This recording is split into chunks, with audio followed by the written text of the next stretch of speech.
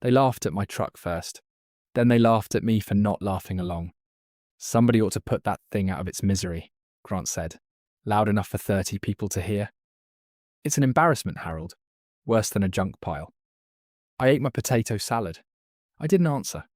6 weeks later, a man with a briefcase stood on Grant's own construction site.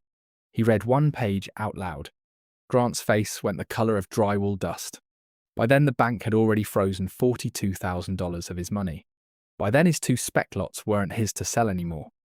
By then, he knew the ground under his dream house had never fully belonged to him. And the whole time, I just kept driving that rusty truck to church on Sunday. Same as always. But before the briefcase, there was the barbecue. My name is Harold Overby. I am 71 years old.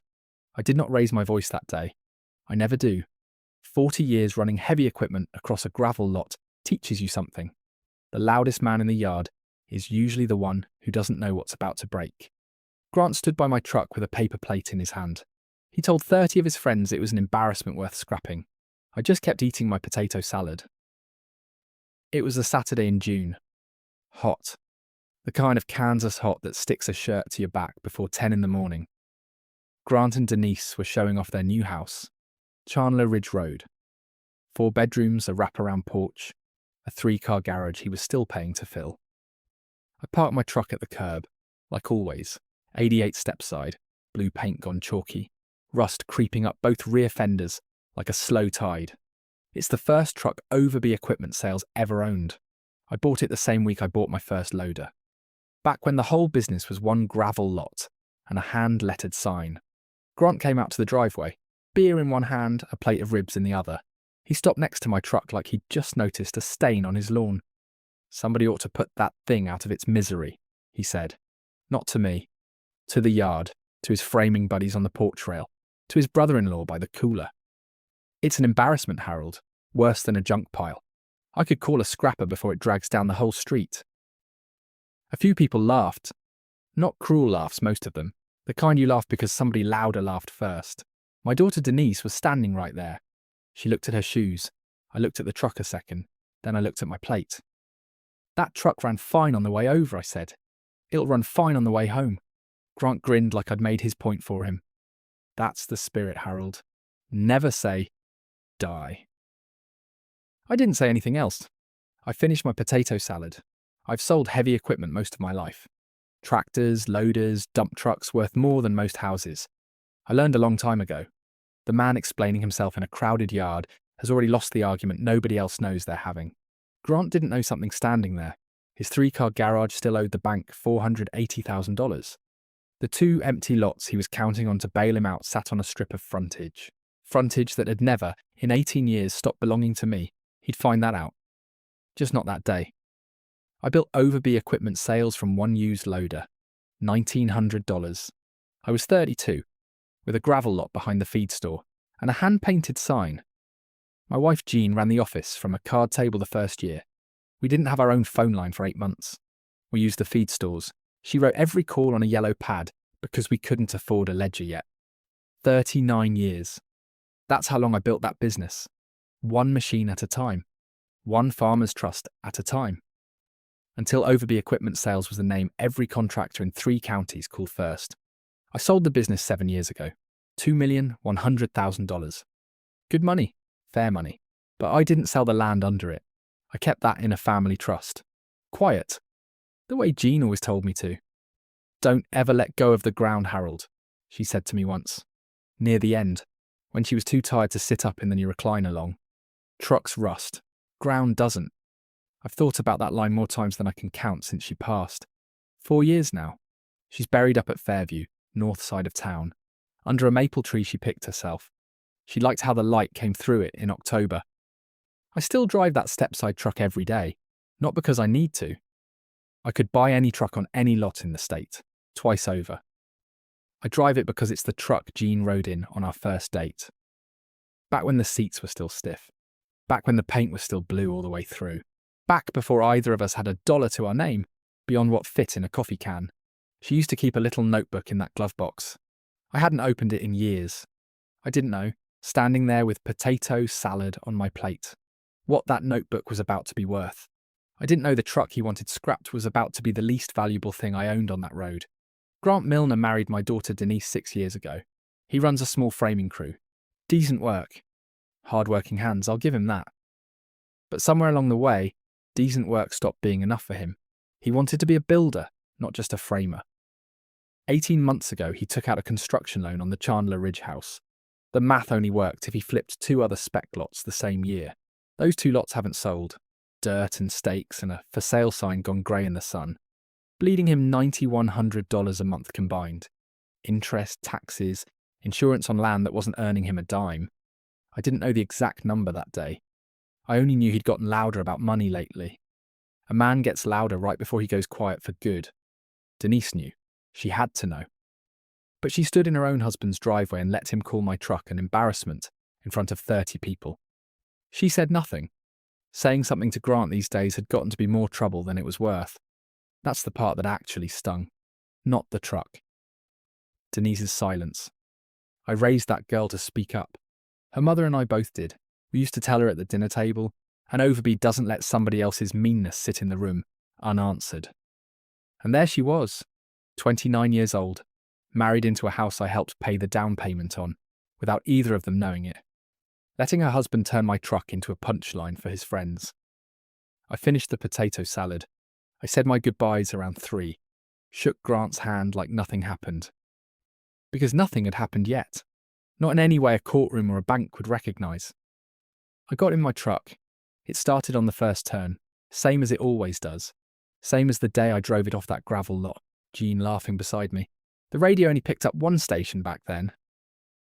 I drove home the long way, past the old dealership lot on Depot Street, empty now except for the sign I keep up out of stubbornness. Past the 2 spec lots on Route 75 Grant was so proud of. Weeds already coming up through the stakes. I didn't stop. I just looked. Because I remembered something. 30 years back, I signed papers for a strip of frontage along that very road. Papers Delbert Vance drew up for me. Back when his hair was black and mine was too. I hadn't thought about that easement in years. It just sat there, quiet, the way ground does when nobody's paying attention to it. I got home, parked the truck in my own driveway, sat there a minute with the engine off, listening to it tick as it cooled. I don't rev an engine to prove it runs, I just listen. And what I heard, sitting there in the quiet, wasn't the truck at all, it was Jean's voice. 4 years gone, telling me not to let go of the ground. So the next morning I called Delbert Vance. Delbert's office hasn't changed in 30 years. Same oak desk, same filing cabinets lining the back wall, drawers labelled in his own handwriting. He's semi-retired now. He still keeps the old Overby equipment files. A lawyer who throws away paperwork, he says, is a lawyer asking for trouble. Harold Overby, he said when I walked in. Been a while. Not long enough for you to forget where you put my old lease files, I hope. He laughed, pulled his glasses down his nose, and looked at me over them. What kind of trouble are we in today? No trouble yet, I said. I need you to pull the frontage easement, Route 75, from when I sold the dealership. He didn't ask why. Delbert never asks why until he already knows the answer. He just stood up and walked to the third cabinet from the left. He pulled a folder thick enough to need a rubber band. Overby Route 75 frontage, he read off the tab. Recorded 18 years ago next month. Still good. He flipped through it slow, licked his thumb the old way, the way men his age still do. Never released, never amended, still recorded exactly the way we filed it. He looked up. Somebody building on it. Somebody's trying to sell 2 lots on it. Delbert set the folder down on the desk between us. Then somebody's got a problem they don't know about yet. I didn't smile. I don't smile at things like that. But something in my chest settled. The way it does when an engine finally idles right after weeks of a rough note you couldn't place. I'm not looking to ruin anybody, I told him. I'm looking to protect what's mine. Those are usually 2 different things, Delbert said. Until they're not. I took the folder home that night. I read every page at my kitchen table. The same table Jean and I bought second-hand 40 years ago. It still has a water ring on one corner. From a coffee cup she never coasted right. Page by page, it was all there. The survey, the recorded easement, my signature, Delbert's notary stamp. Grant's 2 lots sat square inside that frontage strip. Every square foot of the ground he was counting on to save his construction loan. I didn't call him. I didn't call Denise either. Some things you don't rush. You let the concrete cure before you trust it to hold weight, and this needed curing. Instead, I went out to the shed behind the old dealership lot on Depot Street, the one building I kept when I sold the business. I found the green filing box Jean used to keep. I hadn't opened it since the funeral. Inside were leases, invoices, 30 years of her handwriting on yellow legal pads. Every phone call she ever wrote down before we could afford a proper ledger. And tucked in the bottom, under a rubber-banded stack of old parts invoices, was a small spiral notebook, the one that used to live in the truck's glove box. I sat down on an overturned bucket and opened it. Her handwriting again. Faded blue ink, dates going back decades. And on one of the last pages, in her careful hand, 5 words that stopped me cold. Don't let Grant near this. I read it 3 times. Jean wrote a lot of things in that notebook. Grocery lists mixed in with lease numbers. But she never wrote a warning. Not once in 31 years of keeping books for me. I turned the page. Under the warning was a date, 11 years back. And under the date, in smaller writing, like she was rushing before she forgot it, G asked about the frontage strip again today, told him it was nothing. It is not nothing. 11 years ago, Grant wasn't even dating Denise yet. He was still just a kid who did odd framing jobs around town. The kind of young man who shows up at your equipment lot asking to borrow tools he never returns. I sat on that bucket a long time, turning the pages slow. The shed was quiet, except for a barn swallow working its nest in the rafters. Jean had written about him 3 more times. Never cruel. Jean wasn't a cruel woman, but careful, watching. G keeps asking Harold about the old survey lines. Says he's just curious. Nobody's just curious about a 30-year-old survey. I closed the notebook. I sat there and thought about how long she'd been carrying that. Quiet, the same way I carry things quiet. 2 people who loved each other 31 years, still keeping a few locked drawers between them. Out of habit. Out of not wanting to worry the other one over a feeling that might be nothing. It wasn't nothing. I didn't tell Denise about the notebook. Not yet. I didn't tell anybody. I put it back in the green box and the box on my truck's bench seat, right where Jean used to sit. I drove home with it beside me like she was riding along again. The phone rang that evening. Roy Fenton, my old parts manager, 30 years at the dealership counter. Retired now, but still living 2 streets over from where the lot used to sit. Harold, he said. You hear about the barbecue? I was there, Roy. No, I mean after you left. My nephew was there. Boy can't keep his mouth shut. Says Grant kept going, telling folks he ought to have that truck of yours towed off. Before it, quote, drags down property values on the whole street. I didn't say anything for a second. You still there? Roy asked. I'm here. Harold, that's your truck. That's Jean's truck. Man's got no business running his mouth about a piece of history like that. Not in front of 30 people. He's got a right to his opinion, Roy. He's got a right to be a fool too, don't mean I have to like it. Roy paused. You going to do something about it? I'm going to finish my coffee, I said. Then I'm going to think about it. Roy laughed, but it wasn't a happy laugh. That's what you always say, right before somebody's world falls in on them. I don't know what you're talking about. Sure you don't. He was quiet a second. You know, your daddy used to say the same thing. Before he'd shut down a supplier who shorted him. Let me finish my coffee. Then boom. I didn't answer that. Some things run in families whether you plan it or not. I hung up with Roy. I sat at my kitchen table with the green box in front of me and a cup of coffee going cold. I thought about my father, dead 30 years now. He taught me this business before there was an Overby Equipment Sales. Before there was a lot on Depot Street, back when he ran 3 used tractors out of a barn. He called it a company because it sounded better than the truth. He used to say something to me when I was young enough to still think loud was the same as strong. Harold, he'd say, the man who yells is telling you where his weak spot is. The man who's quiet already found yours. I didn't understand it then. I understood it that night at the kitchen table. The next Sunday was family dinner. We do it most weeks, whoever can make it. Over at my house since Jean passed. An empty house on a Sunday is a hard thing. Having people in it helps. Denise came. Grant came with her, which surprised me some given the barbecue. My grandson Micah, 8 years old, ran straight for the truck the second they pulled up. Same as he always does, climbing into the bed like it was a ship. Careful of the rust, buddy, Grant called after him. Don't cut yourself on Grandpa's antique. I heard it. I let it go. We ate at the table Jean and I bought second hand, the one with the water ring. Pot roast, the way Jean used to make it, though I've never gotten the gravy quite right without her. Grant talked most of the meal. About the house, about a new truck he was thinking of buying, all chrome trim. Something to match the image he wanted, now that he called himself a builder. About how the market was about to turn for him. How those 2 lots on Route 75 were going to make him real money any day now. Just got to get the right buyer, he said, mouth half full. Prime frontage on 75. Can't miss. Prime frontage, I said, mostly to my plate. Is that right? Best land in the county, Harold. You'd know, you were in the business. I know a little something about that road, I said. Denise looked at me a second. Something in her face, like she almost heard what I wasn't saying.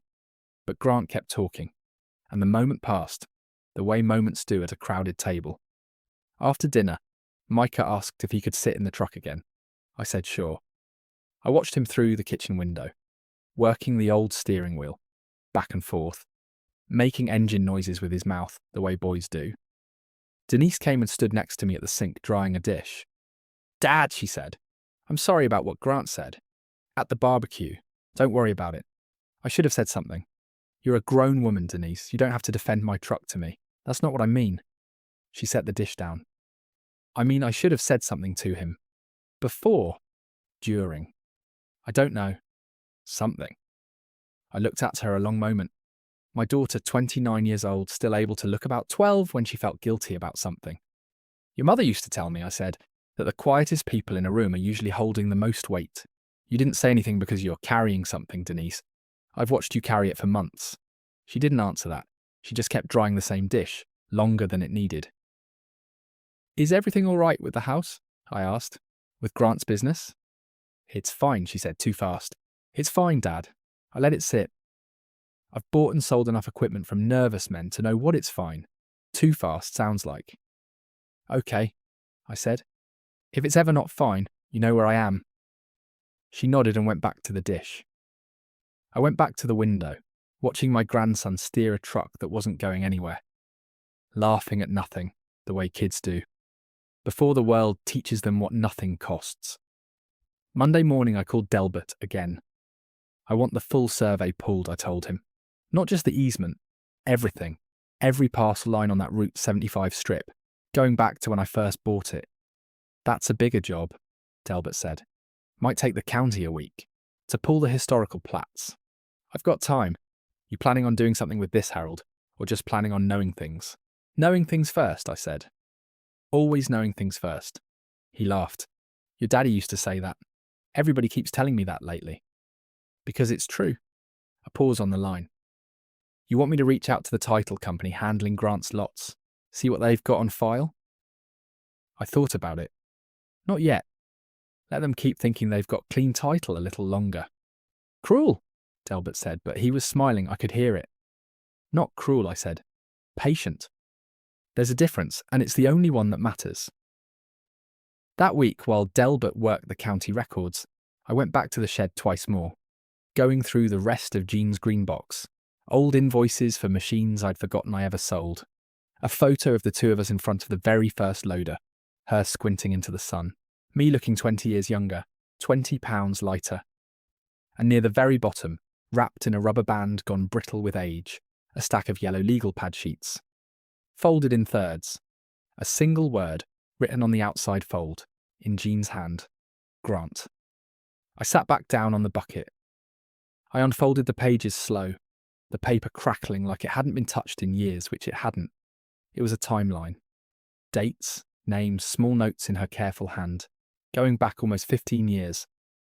Every time Grant Milner had shown up around the dealership, around the family, asking questions that seemed friendly on the surface, calculated underneath. Jean had been watching him a long, long time, before any of us knew there was anything to watch for. Delbert called me on a Thursday, 10 days after I first walked into his office. His voice had a different weight to it than usual. Got the historical plats back, he said. You'd better come in. I drove to his office that afternoon. The green box rode with me, same as always now, on the bench seat where John used to sit. Delbert had the plats spread across his desk when I got there. Old survey maps, some going back 60 years. The paper gone soft and yellow at the folds. "Walk me through it," I said. He traced a line with his finger. "Route 75 frontage, your original parcel, from when your daddy first leased the ground for the dealership.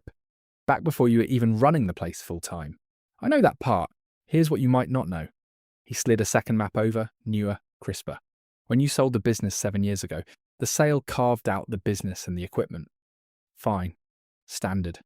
But the frontage easement, the one recorded 18 years back, that never got touched, never released, never amended, never even mentioned in the sale documents. So it's still mine. It's still yours." Delbert tapped the map. "And here's the part that ought to interest you. Grant's 2 lots, the ones he bought 4 years ago from a developer out of Topeka, sit entirely inside that frontage strip. Every square foot." I looked at the map a long moment. 2 rectangles penciled in by Delbert's own hand, sitting square inside a strip of land that had answered to me and nobody else for 18 years. "He can't sell them," I said. "Not without your signature releasing the easement, no." Delbert leaned back in his chair. "Not without it, and not without anybody noticing either. Any competent title search would have caught this. Any decent one. Whose title company handled his purchase?" Delbert checked a note. "Piney Creek Title and Abstract. Small outfit. 2 employees last I heard. Sloppy. Sloppy costs somebody money eventually," Delbert said. "Usually not the sloppy one. Usually whoever's standing on the ground when the mistake gets found." I sat with that a minute. Grant had bought 2 lots on ground that was never fully his. Not to build on, not to sell, not to borrow against. Nobody had caught it in 4 years. Not the title company. Not the bank that financed his loan on the Chandler Ridge house. Not Grant himself, too busy calling my truck a junk pile to check the paper under his own boots. "What do you want to do?" Delbert asked. "I want to know how deep this goes first," I said, "before I decide anything." "Meaning what?" "Meaning I want to know exactly how much trouble he's already in, before I add to it." Delbert raised an eyebrow. "You think there's more. I think a man who talks that loud about money at every family dinner is usually hiding a number he doesn't like." I left Delbert's office and drove straight to the county recorder's building. A squat brick block, 2 streets off the square. Hadn't changed its carpet since Jimmy Carter was president. The clerk at the counter, a woman named Sandra, had been there longer than I'd been retired. She knew me by name. "Harold, don't usually see you in here." "Don't usually need to be," I said. "I'm looking for construction loan filings." "Chandler Ridge Road, Milner." She pulled it up without asking why. Small-town clerks do that when they've known you 40 years. They trust you're not up to anything crooked. "Here we go. Construction loan, $480,000. Filed 18 months ago." She scrolled. "And here's 2 more. Purchase filings on a pair of vacant lots. Route 75 frontage. 4 years back. Anything on payment status?" "That's not public record, Harold, you know that. Just asking." Sandra glanced at the screen again, then at me. She lowered her voice, the way people do when they are about to say something they shouldn't, but will anyway.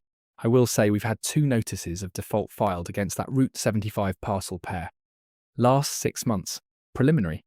Not foreclosure yet, just notices." I felt something settle into place, the way a bolt does when you finally get the torque right. "From who?" "Can't say for certain, but usually that means a lender's getting nervous." She shrugged. "Might be the bank. Might be somebody he owes on the side." I thanked her and left. I sat in my truck in the parking lot a long while before I turned the key. The green box beside me. Jean's handwriting somewhere in it, telling me, 11 years ago, that Grant wasn't just curious. He'd never been just curious about anything in his life. Delbert called Piney Creek Title and Abstract himself 2 days later and asked me to come along. Not to accuse anybody, he said, just to hear how they explain themselves before we decide how loud we need to be about it. Their office sat above a hardware store on the square, 1 flight of narrow stairs, a waiting room the size of my old dealership's break room. A woman in her 50s, name tag reading Bonnie, sat behind the front desk. The owner, a man named Wendell Cass, came out when Delbert asked for him by name. "Mr. Vance," Cass said, shaking Delbert's hand. Then mine, a little too firm. The handshake of a man bracing for bad news he already half expects. What can I help you with? The Milner purchase, Delbert said. Route 75 frontage. 2 parcels, 4 years back. Something flickered across Cass's face. There and gone. I'd have to pull the file. Pull it, Delbert said. We'll wait. Cass came back 7 minutes later with a thin folder, thinner than I expected, for 2 parcels worth $400,000 combined. He set it on the counter and opened it slow. Standard title search, he said. Chain of title, tax liens, judgments. All clear at time of closing. Did you pull the historical easement filings? Delbert asked. Anything predating the parcel's current legal description by more than, say, 15 years? Cass's jaw worked a little. Our search typically covers the last 20 years unless there's a specific flag. So no, Delbert said. You didn't go back far enough to find an easement recorded 18 years ago, if it wasn't flagged in the county's standard index. It's in the standard index, mister. Cass, Delbert said, and set a photocopy on the counter.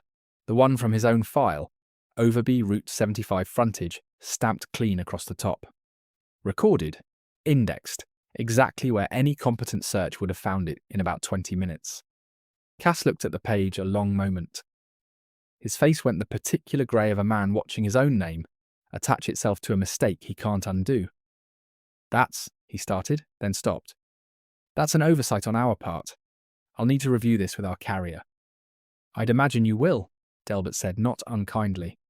Mr. Overby's client purchased 2 parcels through your office, believing he held clear title. He does not. He hasn't. Not for 4 years. Not since the day you signed off on this closing. Was this, Cass looked between us, was this intentional? On somebody's part? I don't know your business well enough to say whether it's malice or just a search that stopped too soon, Delbert said. I only know the result. My client is owed back rent on the easement dating to the purchase. And your client, Mr. Milner, currently believes he owns ground he's never fully held. Bonnie behind the desk had gone very quiet, typing nothing, watching the exchange over her glasses. How much back rent are we discussing? Cass asked, already reaching for a legal pad, the posture of a man doing math he didn't want to do. $1,100 a month, I said. 18 months and counting. $19,800 and climbing every day. This stays unresolved. Cass wrote the number down, underlined it twice, the pen pressing hard enough to nearly tear the page. I'll be honest with you both, he said finally.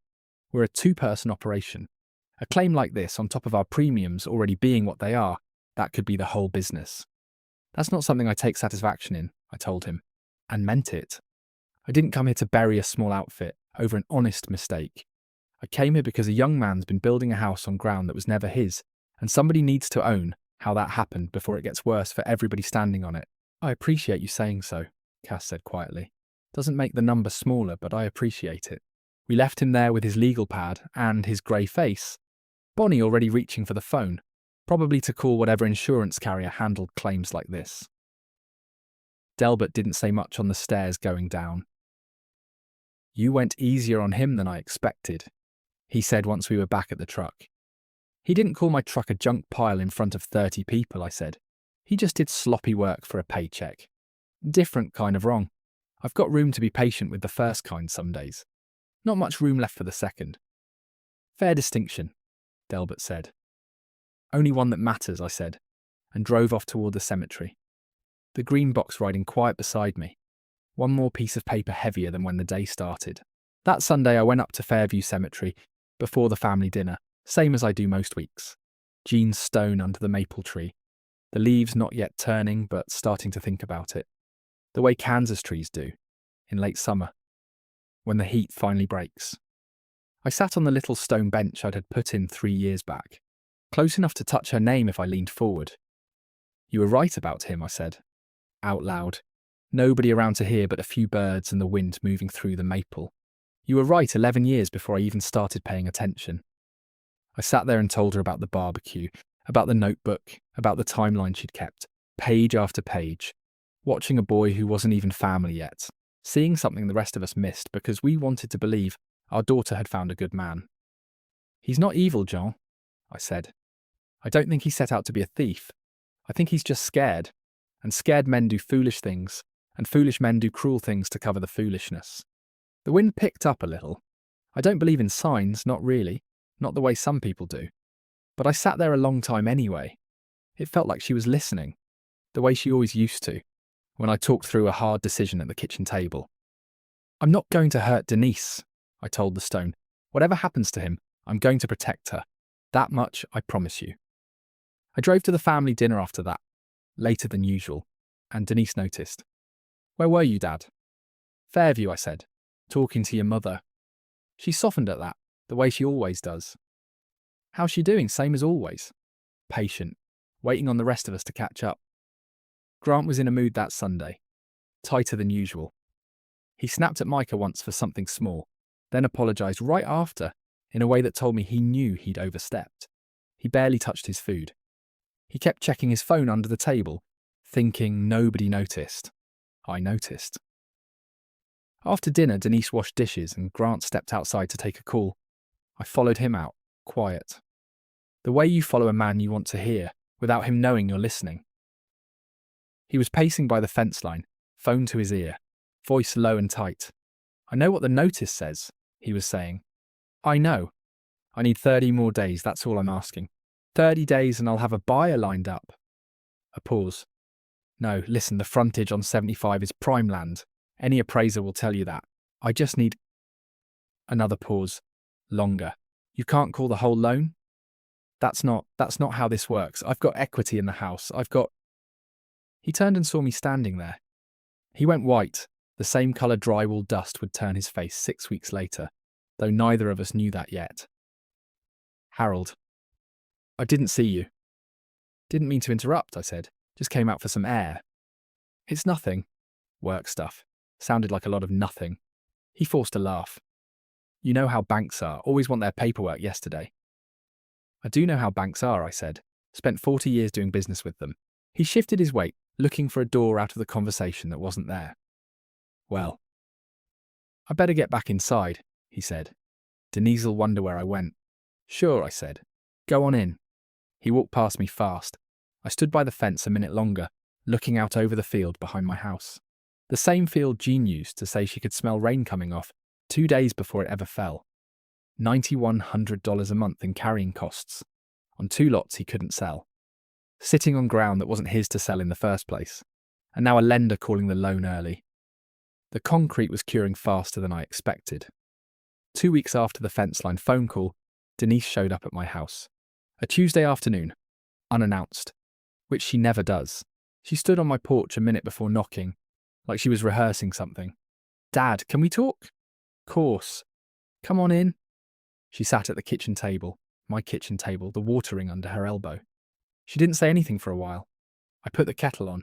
Some conversations need a few minutes of small noise before anybody can start them. Grant thinks you should see Dr. Padilla, she finally said. I set 2 mugs down. Padilla the eye doctor? No. Dr. Padilla, the one who does the cognitive evaluations. For older folks. I sat down across from her, slow. The way you sit when you already know the shape of a conversation before it's finished forming. Why would I need to see a doctor like that, Denise? It's not nobody thinks anything's wrong, Dad. It's just, Grant said, with everything going on. With you spending so much time at Delbert's office lately, going through Mom's old boxes, he thought maybe you'd been under a lot of stress since the barbecue. And stress can affect, at our age, decisions. At my age, I repeated, that's not what I meant. That's exactly what you meant, sweetheart, because that's exactly what Grant meant when he told you to say it. Denise's face went red. He didn't tell me to say anything. Did he suggest a doctor by name? She didn't answer that. Did he mention power of attorney? Anything about that? Her silence got longer. Denise. I kept my voice level, the way I always do. But something in my chest had gone cold and precise. The way it does when you spot a hairline crack in a beam everybody else thinks is solid. Did Grant ask you to bring up guardianship? He said it was just to protect you, she said. Quiet now. Almost a whisper. In case anything happened. He said, with Mom gone, somebody needs to be looking out for your interests. My interests. I let that sit a second. Or the interests of 2 lots on Route 75 that are underwater and about to get called in by a lender. Denise's head came up fast. What? I hadn't meant to say it yet, but it was out now, and there was no putting it back. You don't know, I said. It wasn't a question. Know what, Dad? I looked at my daughter a long moment. 29 years old, married into trouble she hadn't built and didn't understand yet, standing at the edge of something her own husband had been keeping from her. Grant's 2 spec lots are in default, I said. Have been for months. He's $9,100 a month underwater on carrying costs alone, and now his lender's threatening to call the whole loan. That's not. He told me the lots were just slow to sell. He said the market was soft. The market's fine, Denise. The problem isn't the market. Then what is it? I thought about the green box in the truck outside. About Jean's handwriting. About the notebook, the timeline. The warning she wrote 11 years before any of us knew there was something to warn about. The problem, I said, is that those 2 lots sit on land that's never belonged to Grant. Not really, not fully, not since before he ever bought them. Denise's mug sat untouched, going cold in front of her. I don't understand. You will, I said. Soon. But not from me explaining it fast over tea. Not in the middle of a scare he cooked up to get me labelled confused before I can do anything about it. She flinched at that word. Confused. He doesn't think you're confused, Dad. He needs everybody else to think it, I said. That's different, and it's worse. I reached across the table and took her hand, the way I used to, when she was small and scared of a thunderstorm. I need you to trust me, I said. I know that's a hard thing to ask, given what's coming, but I need you to not sign anything Grant puts in front of you.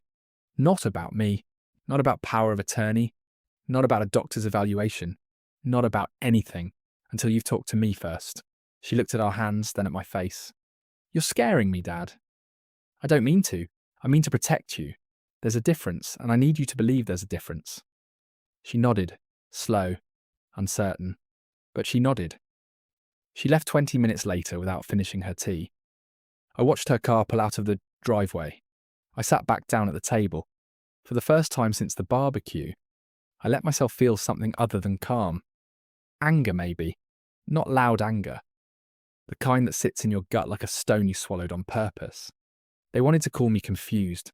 Me, who could stand at a tailgate and tell you a rod bearing had 6 months left in it, by sound alone. Me, who'd run a business for 39 years, without ever once being late on a payroll. I called Delbert that evening. They're floating incompetence, I told him. Grant's got Denise bringing up a cognitive evaluation. Guardianship language. Power of attorney. Delbert was quiet a second. That's a serious move, Harold. You need to document everything from here forward. Every conversation, dates, times, exact words if you can remember them. I remember them fine. I know you do. Write them down anyway. If this ever gets in front of a judge, you want a paper trail, showing you were sharp and documenting the whole time, not scrambling after the fact. You think it'll get that far? I think a scared man will try things a calm man wouldn't, Delbert said. Especially one about to lose $480,000 of the bank's money. Doesn't mean he'll succeed. Means you should be ready. I've been ready for years, I said. I just didn't know it yet. That week I did something I hadn't done in longer than I'd like to admit. I called my own doctor, Dr. Whitcomb, a man I'd trusted for 2 decades, and asked him for a full cognitive workup. Not because I doubted myself, because I wanted it on record, dated clean, before anybody could claim otherwise. Dr. Whitcomb ran me through the test in his office on a Thursday morning. Memory, reasoning, simple math, done in my head, faster than his assistant could write the numbers down. Harold, he said afterward, looking over the results, I've seen men half your age score worse than this. You want to tell me why you're here? Somebody in my family thinks I might be losing a step, I said. He looked at me a long moment and, are they trying to take something from you, Harold? I didn't answer right away. They're trying to take the ground out from under something, Doctor. I aim to make sure they can't. He printed the result, signed them, dated them, and handed them across the desk. Anybody asks, this is on file. Sharp as a tack, 71 years old. I'll say it under oath if it ever comes to that. I hope it doesn't. Most things do once money's involved, he said. But now you're covered either way. I left his office with the paperwork in a folder. I drove straight to Delbert's. We added it to the growing stack in the green box. It had stopped being just Jean's box a while back. It had become something closer to a case file. That Sunday was the second family dinner in a row, where the air felt tight before anybody sat down. Grant tried too hard to be pleasant. He complimented my pot roast, which was a first. He asked Micah about school with more patience than usual. The kind of patience a man performs when he's trying to look like a family man in front of witnesses. I let him perform. I asked pleasant questions of my own. How's the framing business, Grant? Good, good. Real steady. And the 2 lots on 75? Still moving toward a sale? Something flickered behind his eyes quick. Gone almost before I caught it. Getting some interest. Slow market, like I said. Funny, I said, keeping my voice easy. The way you talk about weather. I heard the market's actually pretty hot for frontage property right now. Prices up nearly 9% this year, county assessor told me. Could be. I don't track it that close. No reason you would, I said. You've got other things on your plate. Loan payments, I'd imagine. Those add up. Grant's fork paused halfway to his mouth. Loan payments are fine, Harold. Glad to hear it. I took a bite of pot roast, unhurried. $9,100 a month's a lot to carry on land that isn't moving, though. That's what I hear it runs for 2 lots that size. The table went quiet. Denise's eyes moved between us, quick, worried. Where'd you hear a number like that? Grant asked, and his voice had lost its pleasant edge now, gone flat and careful. Small town, Grant. Numbers travel. He set his fork down. You've been checking up on my finances. I've been checking up on my own ground, I said. Different thing entirely. What's that supposed to mean? I looked at him a long moment. Denise had gone very still. Micah, thank God, was too busy building a fort out of mashed potatoes to notice the temperature of the room.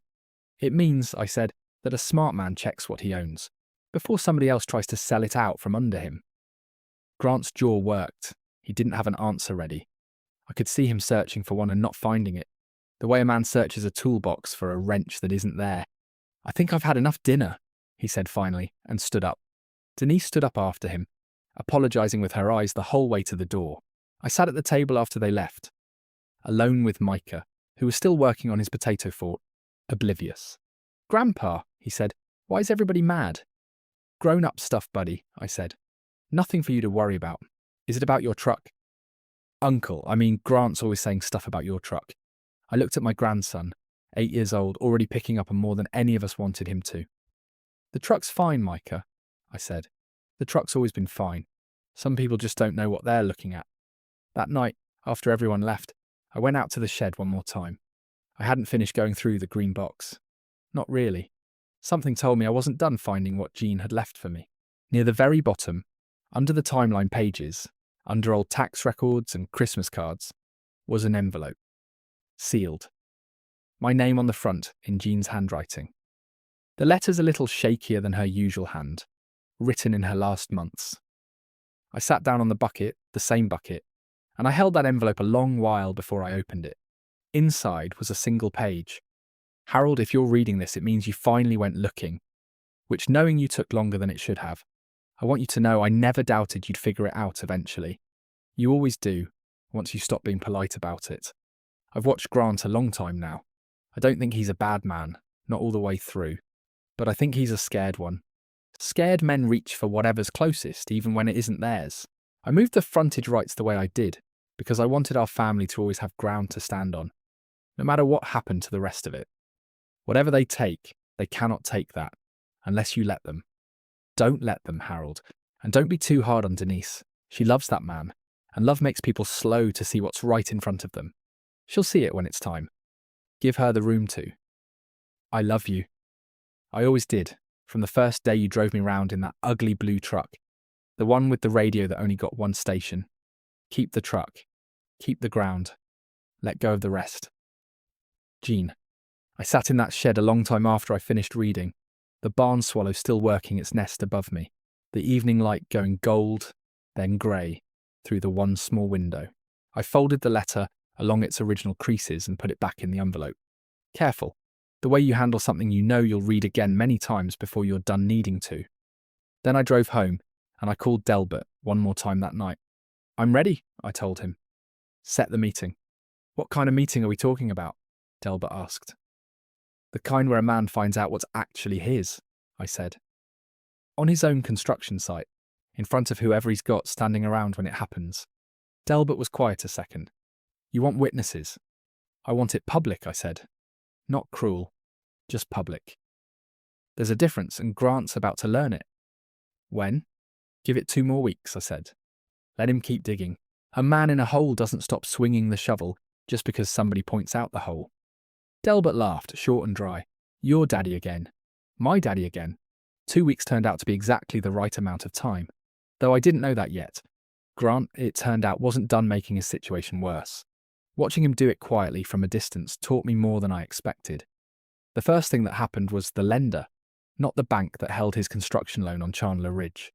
A private lender, a man named Curtis Boyle, out of Topeka, who specialised in bridge loans for builders who couldn't get traditional financing fast enough.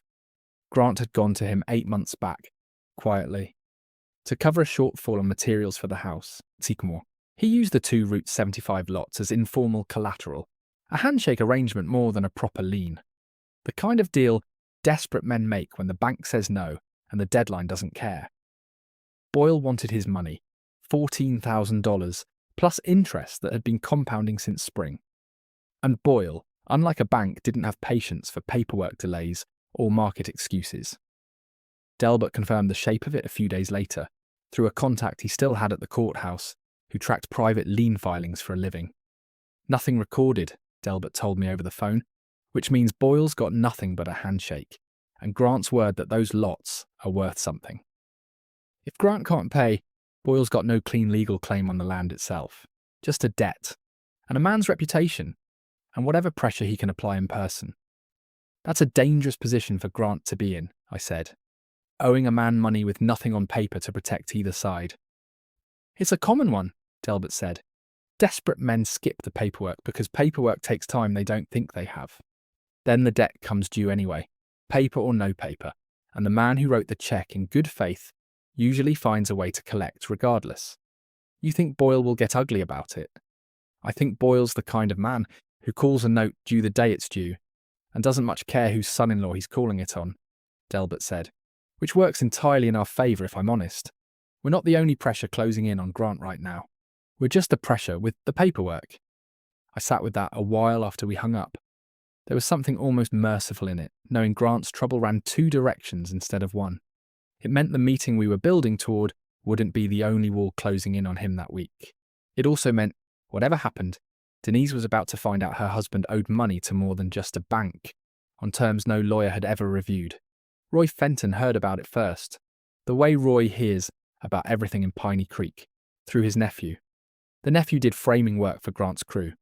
He mentioned offhand that Grant had been stressed about some guy calling him non-stop. Sounds like your man's got more than one hole to climb out of, Roy told me on the phone. Sounds like it, I said. You going to help him? I thought about that question a long moment. I'm going to make sure my daughter doesn't go down with him, I said. Whether that helps him or not depends on what he does next. The second thing that happened was smaller, but it stuck with me more. Denise called me on a Wednesday evening, her voice tight, careful. Dad, can I ask you something? Anything. Did you know Mum kept records? On Grant, I mean. From before we got married. My chest went tight. Where'd you hear that? I found a piece of paper in one of her old recipe books. It just said a date and his name and asking about the frontage again. I don't understand what that means. I sat with the phone a long moment, deciding how much to say. Some truths you hand over all at once, like a bill. Others you have to hand over in pieces so the weight doesn't break the person carrying them. Your mother watched people careful, I said. She always had. She watched Grant a long time before you two ever got serious, because that's what mothers do. Watched him for what? For whether he was asking questions that had a reason behind them, I said, or whether he was just curious. And which was it? I didn't answer right away. Denise, I said finally, I think it's time you and I sat down properly. Not over tea, not with Grant listening from the next room. Just you and me and Delbert. So you hear the whole thing at once, the way it deserves to be heard. She was quiet a long time. This is bad, isn't it? It's not about you, I said. I need you to hold on to that part first. Whatever this is, it was never about you. But it's about my husband. Yes. Another long silence. Okay, she said finally. Small. When? Soon, I said. I promise you, soon. I sat down with Denise and Delbert 2 days later, at Delbert's office, the same oak desk, the same filing cabinets. I laid it out plain. The easement, the historical plats, Grant's 2 lots sitting on ground that had never been his to sell, the notices of default, the private lender calling for his $14,000, Jean's timeline, going back 15 years, watching a young man who kept asking questions with a reason behind them. Denise sat through all of it without saying a word, hands folded in her lap, her face going through something I hadn't seen since she was a teenager, the day we told her about Jean's diagnosis. When I finished, she sat there a long moment. "Why didn't you tell me sooner?" she finally asked. "Because I needed to know the whole shape of it first," I said, "before I put any of this on you. A half-truth is worse than no truth at all in my experience. It just scares people without giving them anything to hold on to. Did Mom know he was going to do this? 15 years ago, before I even met him." "Your mother didn't know the future," I said. "She just paid attention to patterns. Grant asked questions about the dealership's land more than a casual acquaintance would. That was the pattern. She wrote it down because writing things down was how she made sense of a feeling she couldn't otherwise prove." Denise looked at Delbert. "Is my marriage over?" Delbert glanced at me before he answered. The way a good lawyer does, when a question belongs to somebody else's family more than his own expertise. "That's not something the law decides, Denise," he said gently. "The law only decides who owns the ground. What you do with your marriage is entirely up to you." "What happens to Grant?" "Legally, I mean." "Nothing criminal," Delbert said. "Nobody's accusing him of fraud, not yet. He bought 2 lots believing his title was clean. It wasn't because his title company did sloppy work. That's negligence on their part mostly. Grant's biggest problem is he can't sell or build on ground he doesn't fully control, and he's been burning money as if he could. So what happens now?" I looked at my daughter. For the first time in weeks, I let some of the calm slip, just enough for her to see what was underneath it. "Now," I said, "he finds out, in front of whoever's standing there, and you get to decide, after, what kind of man you're staying married to." Denise didn't say anything for a long time. Then she nodded, slow like a woman bracing for a storm she couldn't stop and had decided not to run from. "Okay," she said. "Do it." I looked at her, surprised some. "You're sure?" "He lied to me, Dad. About the lots, about the loan, about all of it. I don't know what I feel about that yet, but I know I'm dumb being the last one to find things out. That was the moment I knew my daughter was going to be all right, whatever came next. Jean would have been proud of that sentence. I was proud of it myself. But Grant wasn't done trying, and we found that out 3 days later, in a way none of us saw coming. A woman called my house on a Tuesday morning. She introduced herself as a scheduling coordinator from a firm called Sunrise Family Wellness, out of Topeka. She said my family had requested an in-home cognitive assessment. Would Thursday afternoon work for me? "Who exactly requested this?" I asked her, keeping my voice pleasant. The way you keep your voice pleasant with a stranger who doesn't know she's standing in the middle of something. "I have it listed under Milner," she said. "Grant Milner. He indicated he holds healthcare proxy concerns for you as a family member." "I see." I wrote the firm's name on the pad by the phone, the same kind of yellow pad Jean used to keep. "And who's the physician conducting this assessment?" "Dr. Neil Kowalczyk. He's board certified in geriatric." "I'm familiar with the type," I said. "Tell me, does Dr. Kowalczyk typically conduct these assessments without ever having met the patient before based on a phone request from a son-in-law?" She paused. "I'd have to check our intake procedures." "You do that," I said, "and you can tell whoever's paying for this, I already have a full cognitive evaluation on file. Dated, signed from a physician who's treated me 2 decades. If Dr. Kowalczyk wants to compare notes, I'm happy to have my doctor call his office directly." I hung up and called Delbert within the hour. "He's trying to get an outside doctor to declare me incompetent," I told him. "Some outfit in Topeka." Grant set it up without telling Denise. Delbert's voice went sharp, all business. "That's a serious escalation, Harold. If he's trying to establish grounds for guardianship without your consent, that gets a judge's attention fast. And not in his favour. I want it documented. Every call, every name." "Already writing it down," Delbert said. "This actually helps us, in a strange way. It shows a pattern. It shows intent. If this ever needs to go in front of a judge, This call alone paints a picture.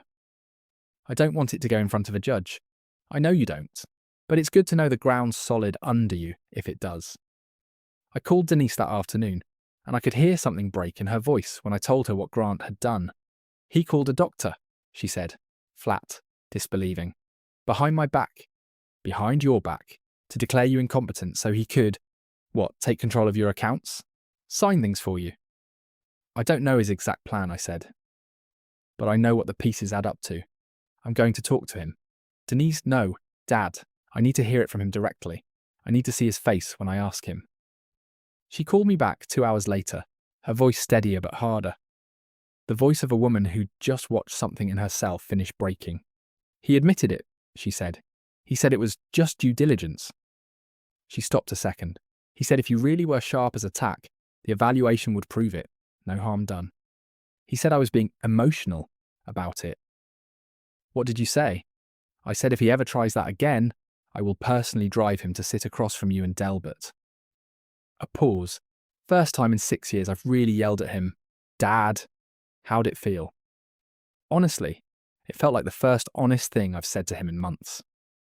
I sat with the phone a long moment after we hung up, looking out at the truck in the driveway, thinking about how a scared man's schemes multiply the longer you let them run, each one a little more desperate than the last, like a machine losing bolts one at a time until the whole housing starts to shake. Sunrise Family Wellness never called back. Dr. Kowalczyk, it turned out, hadn't actually reviewed the intake request personally. Once his office learned the patient had a 2-decade relationship with his own doctor and a signed evaluation already on file, they quietly cancelled the referral, never mentioned it again. Some fights end not with a bang, but with a scheduling coordinator suddenly very busy whenever you call back. I added the whole episode to the green box. Dates, names, the exact wording Denise remembered from her phone call with Grant.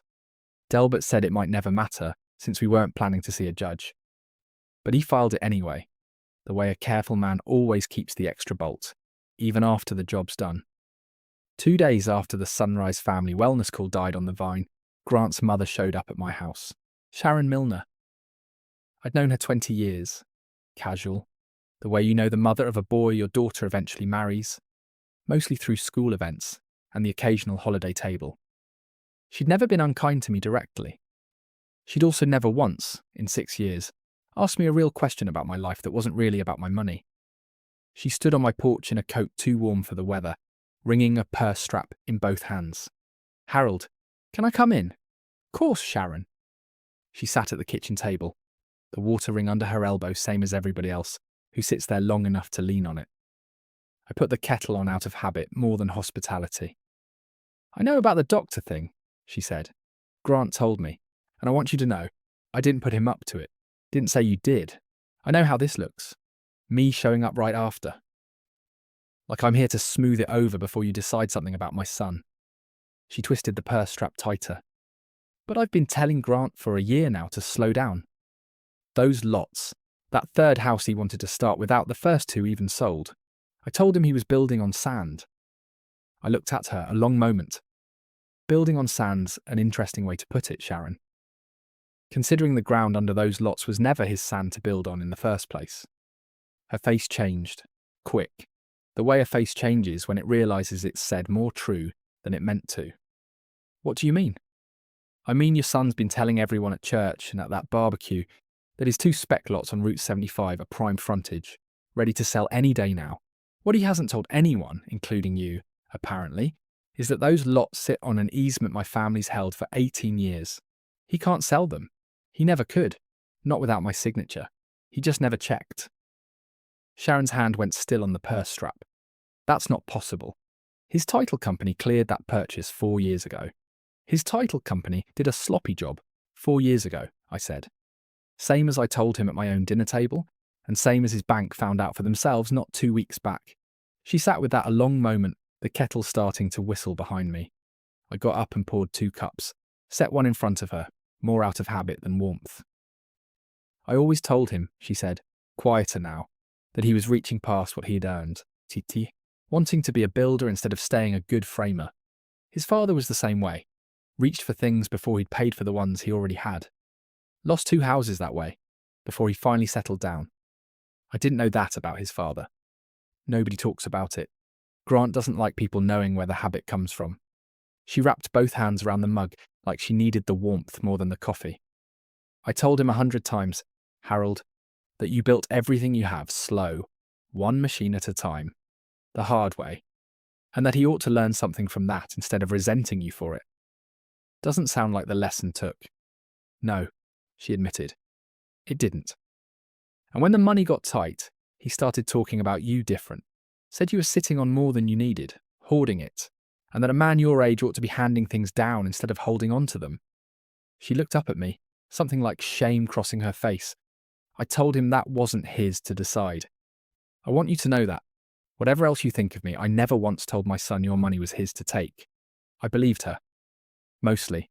There's a difference between not causing the fire and not doing much to put it out either, and I've learned over the years that most people who show up apologising land somewhere in between those two things. I appreciate you saying so, Sharon. But I'll tell you plain, same as I told your son, this was never about hoarding anything. Every dollar I have I earned with these two hands, starting with a used loader that cost $1,900 back when your son wasn't even born yet. I don't owe anybody an inheritance early, just because they've decided they're tired of waiting for it. I know that. Does Grant? She didn't answer right away. I don't know any more what Grant knows, she said finally. I used to think I did. She left 20 minutes later, coffee half finished, the way most hard conversations end at that table, more admitted than resolved. I sat there after she'd gone, thinking about how a man's meanness rarely grows in a vacuum. Somebody plants the first seed of entitlement, usually with good intentions, usually a parent who wanted better for their child than they'd had themselves, and then the child waters it wrong for 20 years, until it grows into something nobody quite recognises anymore. I called Delbert that evening, mostly just to think out loud. Grant's mother came by, I told him. Says she never encouraged the doctor scheme. Does it change anything? Delbert asked. No, I said. Doesn't change the meeting. Doesn't change the easement. Just changes how sorry I feel for the boy. A little, knowing where some of it came from. A little sorry's allowed, Delbert said. Doesn't cost you anything to feel it, long as you don't let it cost you the meeting. It won't. We set the date, 10 days out, a Thursday morning, on the Chandler Ridge construction site itself. Grant's crew was supposed to be pouring a foundation for a third spec house that week. One he'd started without telling anyone, using money he almost certainly didn't have. Delbert arranged for a representative from Boyle's lending office to be there, along with an inspector from the bank holding Grant's construction loan, a routine site visit that wasn't routine at all. Delbert would bring the recorded easement and the historical plats. I would bring nothing but myself and the truck, some things you show up to exactly as you are. The 10 days crawled. I kept the routine going, feeding the truck gas, checking the oil, driving to church on Sunday like nothing in the world had changed, because nothing had. Not yet. Not on paper. But I could feel it building, the way you feel weather coming through your knees before the sky ever changes colour. Grant's calls to Curtis Boyle got more frequent. Roy told me the crew had been sent home twice that week for lack of materials, which meant lack of money, which meant the walls Grant had built for himself were closing faster than even I expected. In the middle of those 10 days, something happened that had nothing to do with land or money. It hurt worse than either.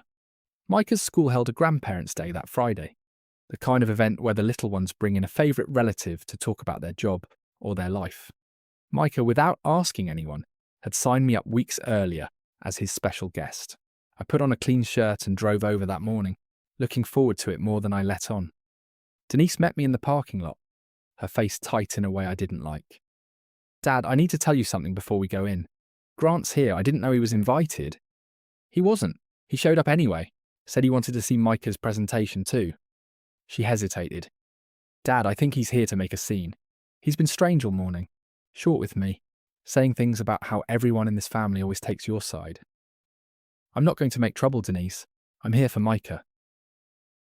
We walked in together, and I saw Grant standing near the back of the classroom, arms crossed, jaw tight. Micah spotted me and lit up, the way only an 8-year-old can. He waved me over to the little chair set up beside his desk. The presentations went in order. A firefighter, uncle, a grandmother who'd been a nurse for 30 years, a grandfather who'd flown cargo planes. Then it was Micah's turn. "This is my grandpa," Micah announced to the room, standing proud beside me. "He built a whole company from one machine. He can fix any engine just by listening to it. And he has a truck older than my mum that still runs perfect." A few kids laughed, the good kind of laugh, delighted. "Some people think the truck's junk," Micah continued. My stomach tightened. I could sense where an 8-year-old's honesty was headed. But my grandpa says things don't have to be new to be worth something. He says the truck's proof that if you build something right the first time, it keeps running long after people stop believing in it. I hadn't told him to say that. I don't know where he picked it up, except that children absorb the shape of things, even when nobody explains the words. From the back of the room, Grant made a small sound. Not quite a laugh, not quite a scoff, but loud enough for the room near him to hear it. The teacher, a young woman named Miss Ardith, glanced back, frowning slightly, then returned her attention to Micah. "That's a beautiful thing to say about your grandfather, Micah," she said. "Thank you both for coming." After the presentations, parents mingled by the cookies and juice boxes the school had set out. Grant made his way over to me, and I could see Denise moving fast to intercept, but she didn't get there in time. "Cute speech the boy gave," Grant said. "Lo, just for me, somebody's been feeding him talking points. Nobody fed him anything, Grant. He watches. Kids do that." "Must be nice," Grant said, "having your own grandson recite your legend back to a room full of strangers, while the rest of us just get called liars behind closed doors. Nobody's called you a liar, Grant. Not yet. You've mostly done that part yourself." His face coloured. He glanced around, aware suddenly of how close other parents were standing, aware that his voice had an edge to it that didn't belong in a room full of 8-year-olds and juice boxes. "This isn't the place," he muttered. "You're the one who came here uninvited," I said. "Quiet even. I'm just standing where my grandson asked me to stand." He walked away without another word, out to the parking lot, and didn't come back inside. Micah found me a few minutes later, tugging my sleeve. "Grandpa, where'd Uncle Grant go?" I looked down at my grandson, 8 years old, still innocent of everything that was coming for his family in the next week and a half. "He had somewhere to be, buddy," I said. "Your speech was the best one in the room, though." "I mean that. Really, your grandma would have loved it." Micah smiled, the easy, unguarded smile of a kid who doesn't yet know what it costs to keep a family standing upright. I drove home from that school with something heavier riding in the truck than the green box ever weighed. It's one thing for a grown man to insult a truck in a driveway full of adults. It's another thing entirely to let his own resentment bleed into a room full of children, in front of a boy who loves you both and hasn't done anything to deserve the weight of it. That night, I called Delbert. Not about the easement, not about the meeting, just to talk it through. "He's getting reckless," I told him, showing up places he wasn't invited, saying things in front of Micah. "Desperate men get careless," Delbert said. "You're seeing the cracks widen in real time. Means you're close." "I don't feel close. I feel tired." "That's normal too," Delbert said. "You're not made of concrete, Harold, whatever the metaphors say. You're allowed to feel the weight of this." I sat with that a long while after we hung up, looking at a photograph on my mantel. Jean and Denise and a much younger Micah, taken the summer before Jean passed, all three of them laughing at something out of frame that none of us could remember anymore. Denise came by twice during those 10 days. Quiet visits, just to sit with me a while. The way she used to as a girl, when something at school had gone wrong. Back then, she needed the kitchen table more than she needed advice. "Is it going to hurt him bad?" She asked me the second visit, 3 days before the meeting. "It's going to cost him," I said. "Whether it hurts him depends on what he does after." "What do you mean?" "A man who owns up to a mess he made can usually rebuild something from it," I said. "A man who blames everybody else usually just makes a bigger mess, standing in the rubble of the first one." "Which one is Grant?" I looked at my daughter a long moment, thinking of the boy Jean had watched for 15 years, asking questions that had a reason behind them. "I don't know yet," I said. "I guess we're about to find out." 4 days before the meeting, I did one more thing I hadn't planned on. I called an independent appraiser out of Wichita, a man named Foster Pratt. He used to handle valuations for the dealership, back when Overby Equipment moved heavy iron across 3 counties.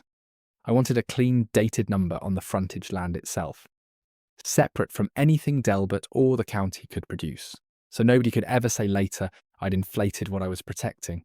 I asked Delbert to come along, and Roy too, once Roy heard about it and all but invited himself. Man's about to put a number on Overby ground, Roy said. I've earned the right to stand there and watch. Pratt drove out on a Tuesday. A lean, quiet man in his 60s, clipboard in hand, laser rangefinder on his belt. The unhurried manner of somebody who's been proven right too many times to need to rush anymore. He walked the strip of ground slow, sighting lines, checking the rangefinder against a folded plat map, making notes in a small grid on his clipboard. None of us said much. You don't talk while a man's working, not if you want the number to mean anything.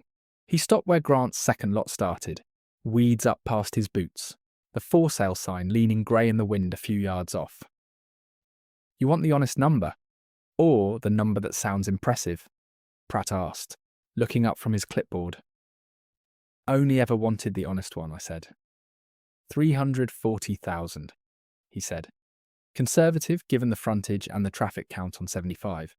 Could go higher if the highway department ever widens this stretch. Which I hear they're studying, but I don't price on rumours. I price on what's provable today. Roy let out a low whistle. 340,000, sitting quiet this whole time. And the boy called the truck junk. Roy, I said. I'm just saying it out loud, Harold, since you won't. Pratt glanced between us, professional enough not to ask. You want me to know anything about current use? Structures, improvements, that sort of thing? Note that it's vacant, I said. Note that 2 lots inside it are currently subject to a construction loan default and a private lending dispute. If that's relevant to value. Pratt's pen paused. That's relevant to a lot of things, Mr. Overby. You want me to itemise the encumbrances? Itemise everything, Delbert said. We want this report clean enough that nobody, not a judge, not a bank examiner, not Grant Milner's own mother, can call it inflated. Consider it itemised, Pratt said, and went back to his notes. We stood there a while longer, the 3 of us, Delbert with his hands in his coat pockets, Roy chewing on nothing the way men do when they're thinking harder than they're talking. Me just looking at the ground. Grass and stakes and a sign nobody had bothered to straighten in weeks. $340,000 of quiet ground that had outlasted every loud thing said about it. Funny thing about land, Pratt said, almost to himself, folding his clipboard shut. Everybody in this county's been driving past this strip for 18 years, and not one of them ever thought to ask who actually held the paper on it. They just assumed somebody else had checked. Somebody's supposed to, Delbert said. That's what a title search is for. Supposed to, Pratt agreed. And did are 2 very different verbs in my experience. Write it up clean, I told him. Dated, signed, no rounding. $400 for the report, he said. You want a rush? No rush, I said. I've got a few more days. He shook hands with all 3 of us and drove off, and Roy stood there a minute longer, looking at the weeds. Embarrassment, Roy said. Quiet. Mostly to himself. That's the word the boy used. Worse than a junk pile, he said. Right there in front of 30 people. $340,000 of junk pile, turns out. And he never once thought to check what he was standing on when he said it. He wasn't talking about the ground, Roy. He was talking about the truck. Same truck that drove you out here to look at the ground he built his whole future on, without checking, Roy said. Man doesn't get to separate the 2, Harold, not anymore. Not once the paper says what it says. I didn't answer that. I've learned some things don't need agreeing with out loud. They just need to be true, and let time do the rest of the talking. Pratt mailed the signed report 2 days later, $400 well spent, itemised clean the way Delbert asked. I added it to the green box. By then it held more paper than Jean's original leases and invoices combined, and every page of it said the same quiet thing, in a different way. That the ground doesn't answer to the loudest voice in the yard. It answers to whoever never let go of the signature. That same week, Roy Fenton came by the house one evening, unannounced. The way he used to drop by the dealership, back when we were younger men with less grey in our hair. Wanted to see how you're holding up, he said, settling into the chair across from mine on the porch. Holding up fine, Roy. You don't look fine. You look like a man carrying something he hasn't set down yet. I thought about that a minute. Roy had known me 40 years. He could read a strained bearing from across a parking lot, same as I could. I keep thinking about Denise, I admitted. About what this does to her, no matter how it lands. She's your daughter, Harold. She's tougher than you give her credit for. Jean raised her, remember? I remember. Then trust the raising, Roy said. You did your part, she'll do hers. We sat a while without talking, watching the evening settle over the yard. The truck parked in its usual spot by the fence. You ever think about just letting it go? Roy asked eventually. Not pushing the meeting, just quietly refusing to sign a release and letting the lot sit there, useless without ever confronting him. I'd thought about it, more than once in the quiet hours before sleep.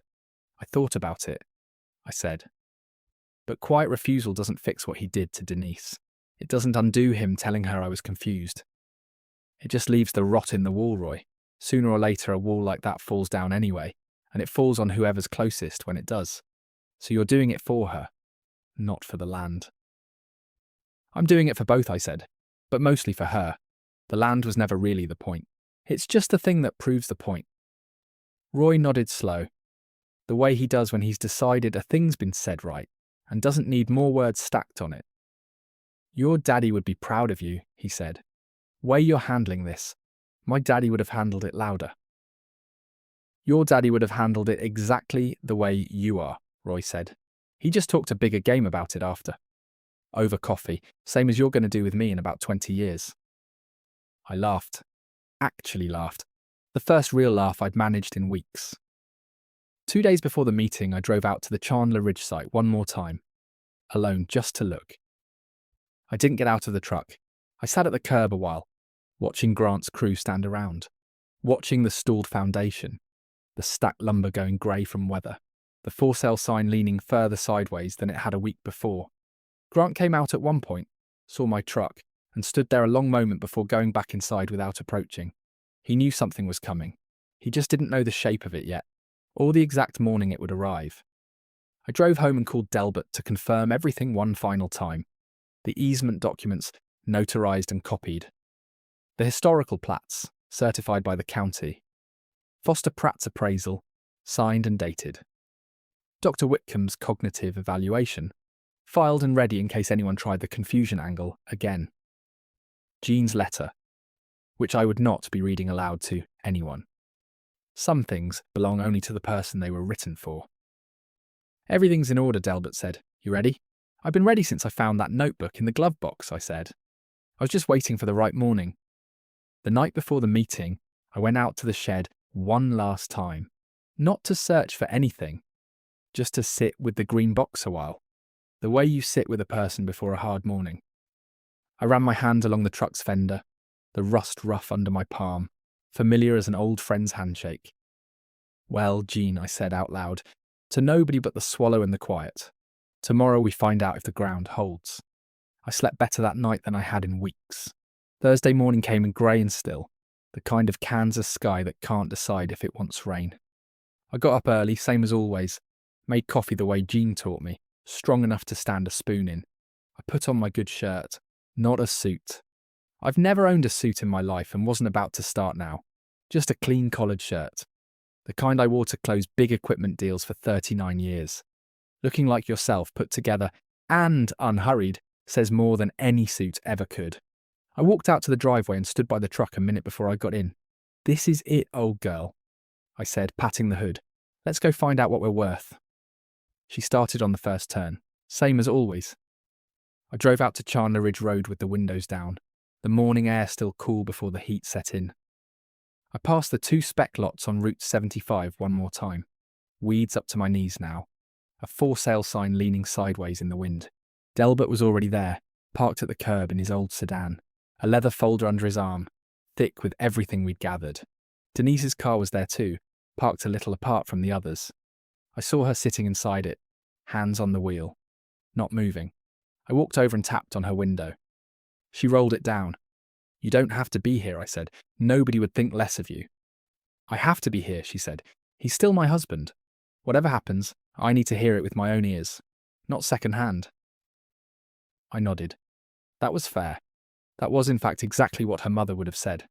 A man in a grey sedan pulled up next, younger, sharp-dressed, carrying a laptop bag. He introduced himself as Neil Ruskin, from the bank holding Grant's construction loan, there for what he called a routine progress inspection. Progress. Anyone paying attention could see it wasn't routine at all. Not with Delbert standing there holding a folder like that. Behind him, another car, an older man this time, heavy-set, unhurried, chewing on a toothpick.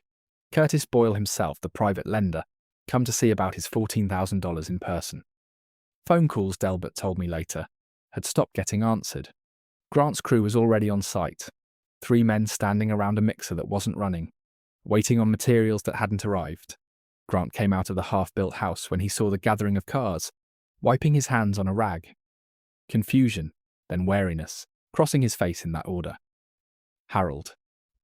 Denise. He looked at Delbert, at Ruskin, at Boyle.